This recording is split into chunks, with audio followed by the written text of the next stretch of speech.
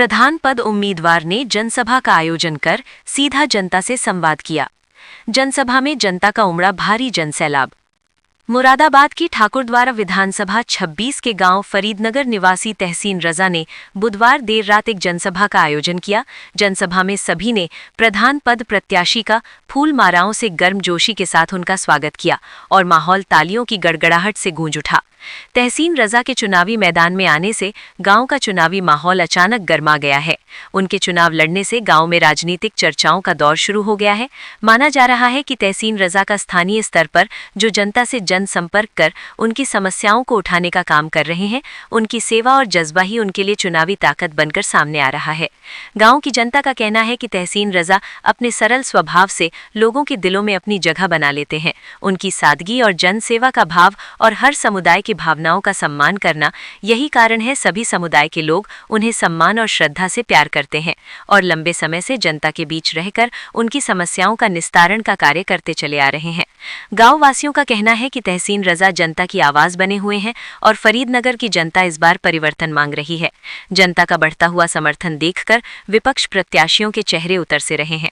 तहसीन रजा का कहना है कि मुझे जनता का जो प्यार और विश्वास मिल रहा है उसे कभी टूटने नहीं दूंगा और चुनाव जीतकर गांव के हर छोटे बड़े मुद्दे को और प्राथमिकता के साथ उठाकर लोगों को उम्मीदों से बढ़कर उसका परिणाम दूंगा। गांव की सेवा करना ही मेरा सबसे बड़ा धर्म और कर्तव्य है। देखिए मेरे सहयोगी कैमरामैन नवील अहमद के साथ संवाददाता जाबिर हुसैन की खास रिपोर्ट। आज आपने एक सभा का आयोजन किया है, क्या इसका उद्देश्य? देखिए, आज हमारे गांव फरीदनगर में एक सभा का आयोजन किया गया। उस सभा का उद्देश्य ये था कि हमारे गांव में कश्यप समाज के लोगों ने हमारे लिए और अपने लिए सभी ग्रामवासियों को इकट्ठा किया था एक सभा के रूप में। उसका कारण ये था कि अभी हाल ही में हमारे गांव के 3 लोग 302 हत्याकांड के एक मामले में पुलिस की गिरफ्त में आए थे और उसमें काफी बवाल रहा, काफी उसमें तरह तरह की बातें हुई और जब पुलिस के उच्च अधिकारियों ने, चाहे वो जिला स्तर पर हो या वो यहाँ सीओ साहब के स्तर पर हो, जब उस टीम ने इसमें जांच पड़ताल की तो तथ्य सामने आए कि वो एक एक्सीडेंट का मामला था और वो बच्चे निर्दोष साबित हुए और अपने घर आए। तो जिन लोगों ने यह गलत अफवाह या लोगों को, जनता को गुमराह करने की कोशिश की थी कि वो एक मर्डर का मामला था, तो वो तस्वीर साफ होने के बाद उन लड़कों ने या उस समाज के लोगों ने ये एक सभा की थी। अब जैसा कि आप सब लोग जानते हैं कि उसमें मेरी तो एक बहुत छोटी सी भूमिका थी। भाई सारी मेहनत या सारा जो हम श्रेय देना चाहते हैं, बधाई के पात्र जो है वो हमारे यहाँ की पुलिस, पूरा डिपार्टमेंट पुलिस प्रशासन है। उन्होंने बहुत ही अच्छे विवेक का और अच्छी समझबूझ का परिचय दिया और इसमें तथ्य जब सामने आए, फोरेंसिक टीम जब मुरादाबाद से आई तो जांच में यह पाया गया कि यह एक मर्डर नहीं था, यह एक दुर्घटना थी, एक्सीडेंट था और उसकी गवाही भी गांव के तकरीबन 50 या 100 लोगों ने पुलिस अधिकारियों के बीच में गवाही दी। तो इसके विषय में यह एक सभा थी। वही सभा का समापन करके अभी हम अपने कार्यालय में पहुंचे हैं। जैसा कि आपको पता है कि मैं चुनाव भी लड़ रहा हूं। अच्छा, जिस तरीके से आप देखा जा रहा है, युवा है और प्रधान पद के उम्मीदवार भी है, वो आपके साथ भारी भीड़ का समर्थन मिल रहा है, किस तरीके से आप देख रहे हैं? मेरे गांव की जनता, मेरे गांव के लोग बहुत ही प्यारे और भोले भाले लोग हैं। इन लोगों को पिछले 15-20 वर्षों से प्रधानी के नाम पे या राजनीति के नाम पे सिर्फ गुमराह किया जा रहा है। सिर्फ 2 ही लोग इस गांव में प्रधान बनते रहे हैं और वो जैसे गांव को चलाते रहे वैसे गांव चलता रहा है।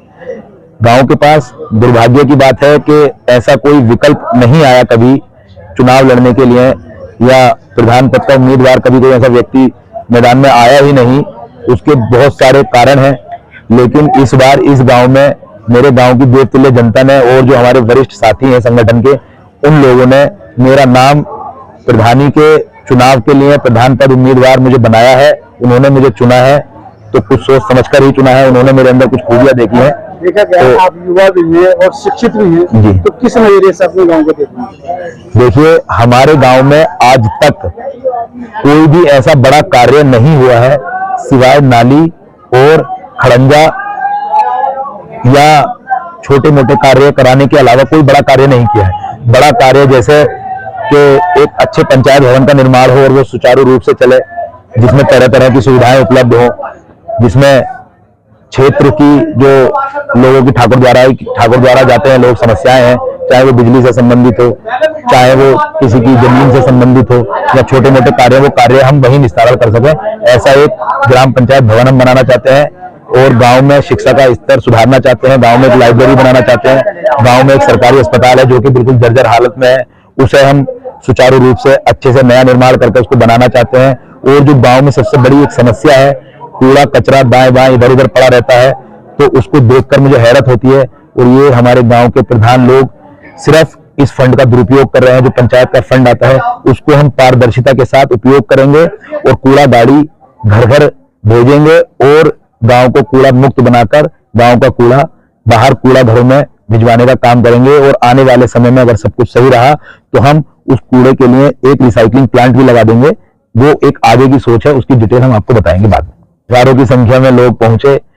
जो दो दूसरे प्रत्याशी हैं उन्होंने बहुत कोशिश की जनता को रोकने की, लेकिन जनता, मेरे गांव की जो भोली भाली प्यारी बेतुल्य जनता है, वो मन बना चुकी है।